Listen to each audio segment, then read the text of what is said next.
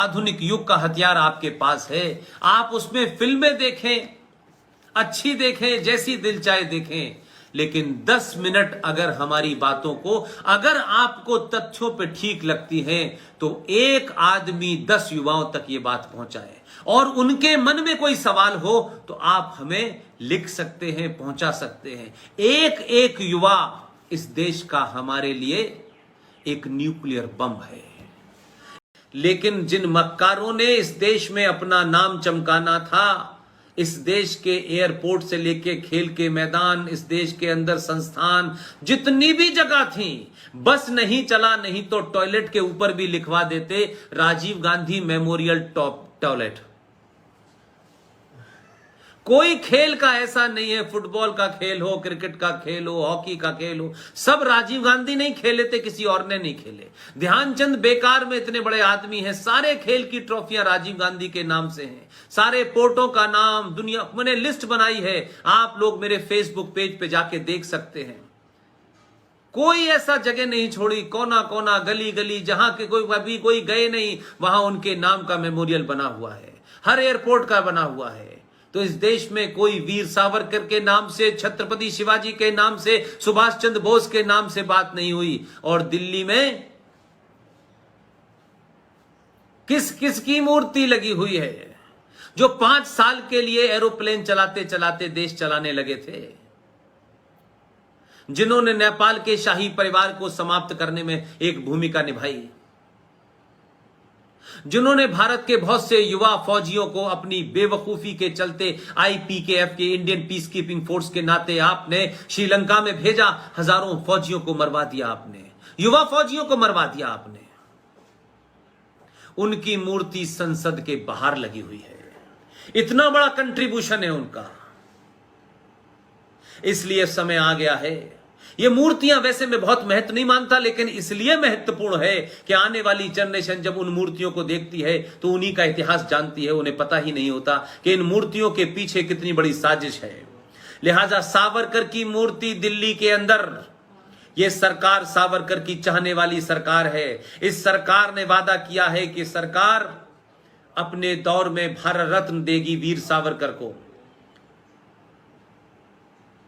महाराष्ट्र में शिवसेना के chief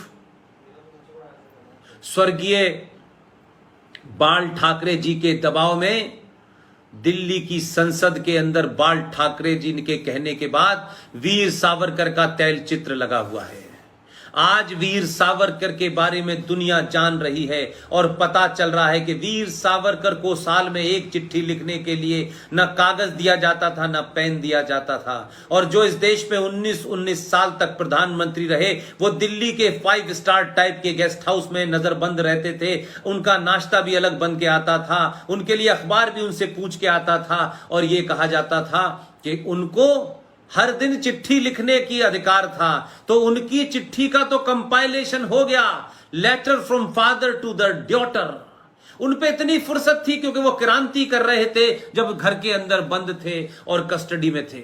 custody में उन्हें कैसी कैसी यातनाएं दी जा रही थी। उनसे पूछा जाता था आप कौन सा नाश्ता करेंगे, पहली यातना थी।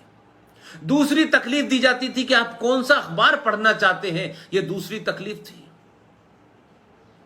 तो एक तरफ लेटर टू डॉटर लिखे जा रहे थे, जिनकी किताबें बेची जा रही थी। उनके वंशजों ने कहा कि ये नेहरू जी की किताब है, ये डिस्कवरी ऑफ इंडिया है। तो हर राज्य को किताबें लाखों में बिकती थी, और उसकी रॉयल्टी कौन लेता था ये सबको पता है, जो माता जी वहां बैठी हुई हैं 10 जनपद पे।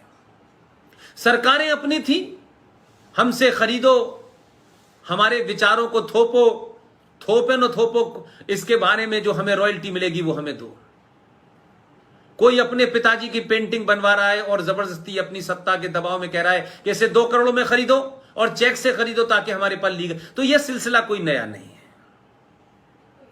आप किसी को भी वोट दें, किसी विचारधारा के हो, लेकिन जो राष्ट्र के खिलाफ खड़ा हो उसका प्रतिशोध करें, उसके खिलाफ खड़े हो वो कोई भी हो।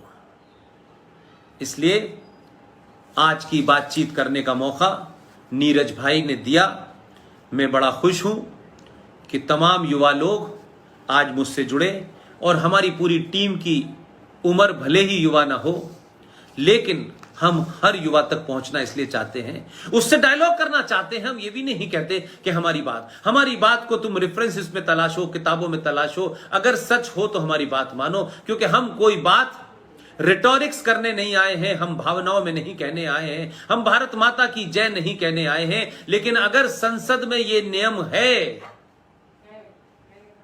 कि संसद का सत्र समाप्त होने के बाद वंदे मातरम बजेगा, तो जो वंदे मातरम को मानेगा वही भारत की संसद में पहुंचेगा। जो संसद में बैठेगा और वंदे मातरम को नहीं गाएगा या वंदे मातरम की सम्मान नहीं करेगा या सम्मान के अपमान करने के लिए उठ के वहां से चल देगा, ऐसे गद्दारों को, देशद्रोहियों को, संविधान विरोधियों को, संसद विरोधियों को संसद में घुसने नहीं देगा। ये आज के युवाओं को इसलिए जागृत होना है कि हमारे पास कम समय है, आपको आगे की लड़ाई लड़नी है। इसलिए मैंने कहा कि आप किसी के खिलाफ लड़ाई नहीं लड़ रहे हैं, आप भारत राष्ट्र के खिलाफ काम करने वाली ताकतों के खिलाफ लड़ रहे हैं, जिन्होंने संविधान को झूठ बनाया, जिन्होंने संविधान में गलत धाराएं दी, उनको नहीं हटाया। ये देश संविधान से चलेगा, किसी की किताब से नहीं चलेगा। जिन्हें किताब चाहिए थी उन्होंने किताब बनाने के लिए अपना मुल्क बांट लिया, दो मुल्क बांट लिए। अब इस देश की 1 इंच जमीन भी किसी किताब वाले को नहीं दी जाएगी।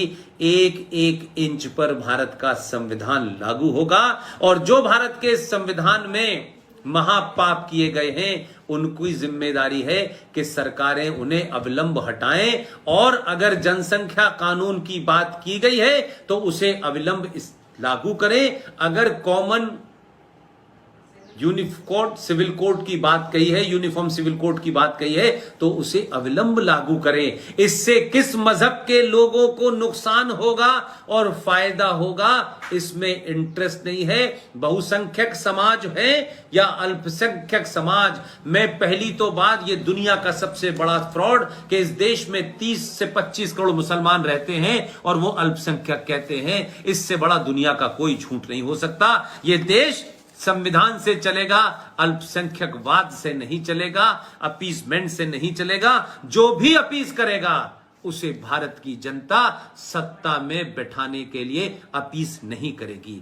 आप सबका बहुत बहुत शुक्रिया, आप सबका बहुत बहुत धन्यवाद। आप सबने मेरी बात सुनी। मैं आप सबसे फिर विनती करूंगा कि पुष्पेन से लेकर के जितने भी हमारे साथी हैं, आप उनकी बात को सुने, तर्क की कसौटी पे कसें, और अगर आप सब कुछ करते हुए आपको लगता है कि बात ऐसी है जिससे भविष्य सुधर सकता है, जिससे इस देश का गौरव प्राप्त हो सकता है, जिससे ये देश बच सकता है, तो अपने कीमती समय में से जो मोबाइल, जो आधुनिक युग का हथियार आपके पास है, आप उसमें फिल्में देखें, अच्छी देखें, जैसी दिल चाहे देखें, लेकिन 10 मिनट अगर हमारी बातों को, अगर आपको तथ्यों पे ठीक लगती है, तो एक आदमी 10 युवाओं तक ये बात पहुंचाए, और उनके मन में कोई सवाल हो तो आप हमें लिख सकते हैं, पहुंचा सकते हैं। एक युवा इस देश का हमारे लिए एक न्यूक्लियर बम है। इसलिए रूस इसलिए टूटा कि समाज तैयार नहीं था। रूस ने तय कर दिया कि सब कुछ सरकार को करना है, सरकार कुछ नहीं कर पाई और 27 टुकड़ों में टूट गया।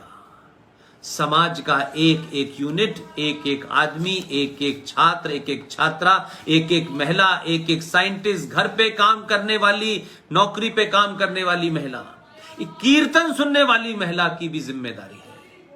अगर वो जागृत है तो दुनिया की कोई ताकत हजारों साल पुरानी सभ्यता के इस सनातनी देश भारत को नुकसान नहीं पहुंचा सकती। आप इसको आगे बढ़ाएं, यही हमारी आपसे विनती है, यही आपका राष्ट्र के इस मंथन में आपका एक योगदान है। बहुत बहुत शुक्रिया नीरज भाई, मैं मौजूद हूं, कभी भी आपको लगता हो, अगर मैं उस दिन खाली होऊंगा तो मैं जरूर आऊंगा और आप सब लोगों के बीच में आप जैसा कभी निर्देश देंगे किसी और ऐसे विषय पे जिसको मैं जानता हूं जरूर करूंगा। लेकिन मैं फिर आपसे कहूंगा कि जितने लोगों के मैंने नाम लिए हैं आप उनको जरूर बुलाएं, उनकी बात सुने।